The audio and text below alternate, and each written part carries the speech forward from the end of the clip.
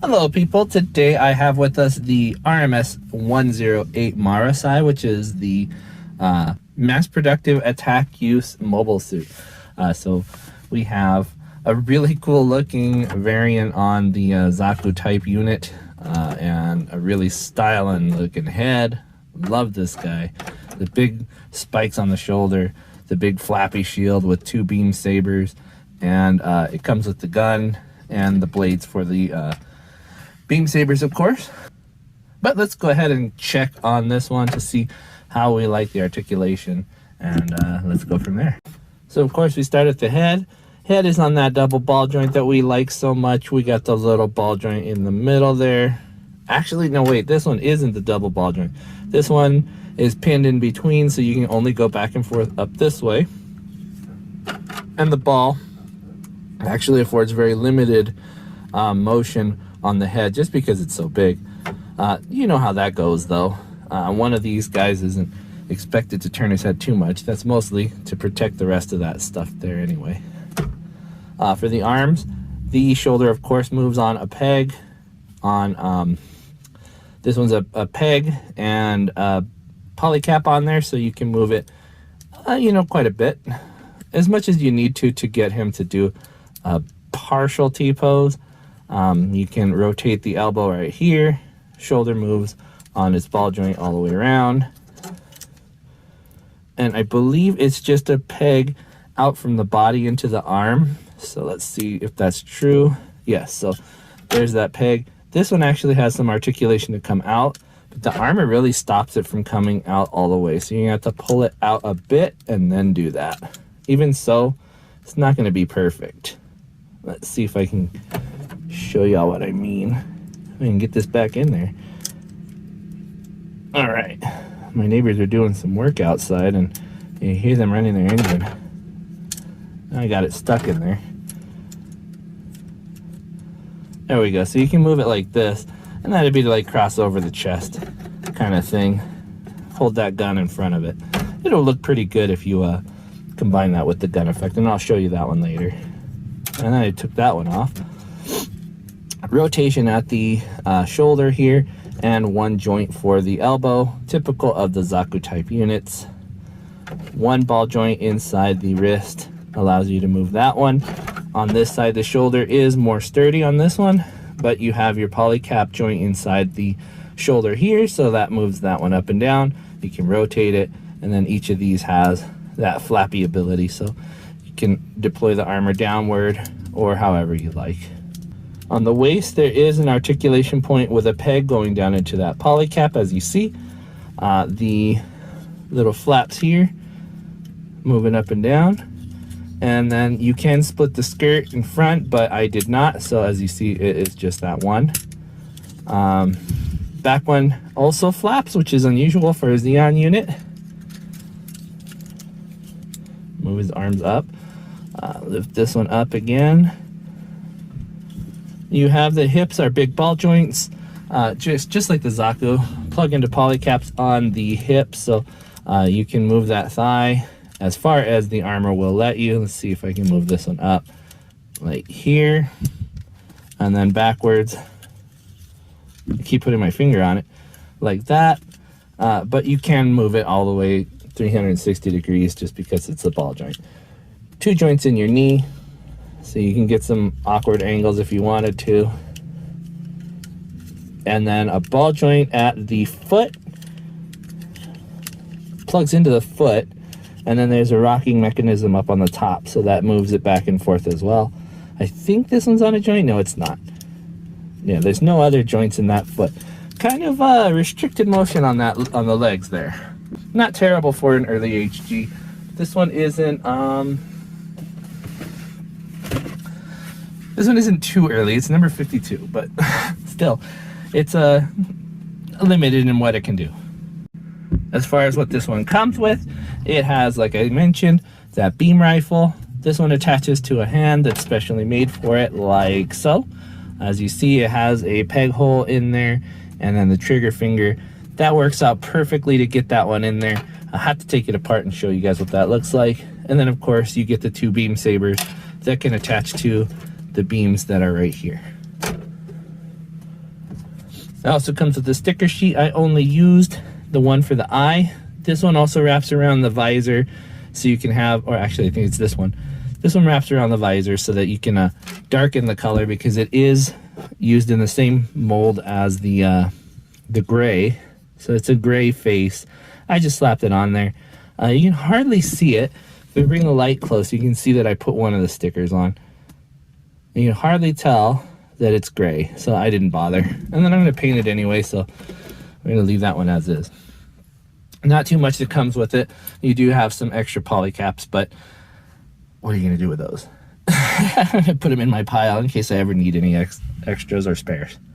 And as far as the weapon goes, I wanted to show you guys that one before I move on. We'll plug this one in right here. You can see it snaps into that little peg hole. I'm going to break this thing too. I don't know why this one's not cooperating, but you can peg that in right there, hold it in place. What do I do with the other part of the hand? Smack this guy up together. There we go. Maybe. There we are. Now he's holding it. Put his wrist guard on. Pop that right off. And plug that in there. Now he's got his weapon. He's ready to take on some of those fetties. Alright, for size comparison, here is our high-grade Gundam. This is the Gundam, GBN-based Gundam from the Build Diver series. You can see he's almost dainty compared to how thick this one is, but it's still a little bit taller than he is if you discount that antenna. These are both, of course, in 1/144 scale, so they are in theme with each other. This one is a newer type suit, so you're going to see a lot of differences in how you build them. A lot of variation, but it is still just a grandpa compared to this one. On the smaller side of 1/144 scale, we have our Alto from 30-minute missions. I don't think this would be a very fair fight. This one is a little bit bulkier, looks a little bit more armored, and then he has a beam weapon where he doesn't have anything. So these are also in 1/144, like I mentioned. The Examax are a bit smaller than the Gundams in general. This is a Frame Arms 1/100 scale. This one is a the Jinrai, which is a ninja-styled suit. This one is, as you see, a bit taller than the 1/144 scale Gundam model kit Murasai, but the Murasai is it's pretty tall for being a 1/144 scale kit. You see this one is 1/100. In scale, they would be quite a bit smaller than the Murasai. Here you see the Frame Arms Girl Architect. This one is in roughly 1/12 scale, maybe a bit bigger. This one, it is quite a bit taller than the Murasai, of course. These are meant to be in 1/1 scale, so in actuality, she'd be rather small. Here he is standing next to a Hexagear Governor in 1/24 scale. That Knight type look gives him a bulkier look, a bulkier appearance than the Murasai, but obviously the size goes to the 1/144 scale Gundam kit. I could actually see this being used in the Hexagear universe. It looks pretty cool. Maybe not so much the aesthetic of the Hexagear universe vehicles, but still, I like the way it looks. And then we have our Master Grade comparison. Master Grade Gundam in 1/100 scale. This is the Alex Gundam. I think I would be kind of cowering in fear too if I was in a 1/144 scale Murasai like this. The size difference is definitely significant, and the bulk difference is definitely significant as well. So I think all in all, for a basic styled kit like this one, I think it was a fair price at $13. I think it might have been $12. But a simple kit like this, I wouldn't pay I wouldn't pay that much more for. He looks great. I won't deny that. This is one of my favorite designs for mobile suits. Most of the Xeon stuff is the stuff that I like. So it's one of the cooler, simple suits that you'd see. I like that really cool head styling. I love this armor, the folding armor. The big spikes on the shields are really cool. The thick legs, like the Zaku's, the skirt, very reminiscent of the Zaku. It's a really nice looking mobile suit, so it's one of my favorites to be sure. There's a lot to be desired in terms of color separation. There's a lot of places that you would want to paint to make it accurate to the anime, but honestly, it doesn't look terrible right out of the box. If you just put this on your shelf, it would look very nice, especially with your red mobile suits. I think the orangish pink looks pretty good. I'm colorblind, so it might be just orange. I can do it under a couple of different lights. So we got the yellow light here and we got the blue light here, but really I think it's just orange. I might just be colorblind as heck. To me it's a little pink, but with the Char Aznable's Zaku, I think it looks good next to it. It would be great on your shelf with your other red units.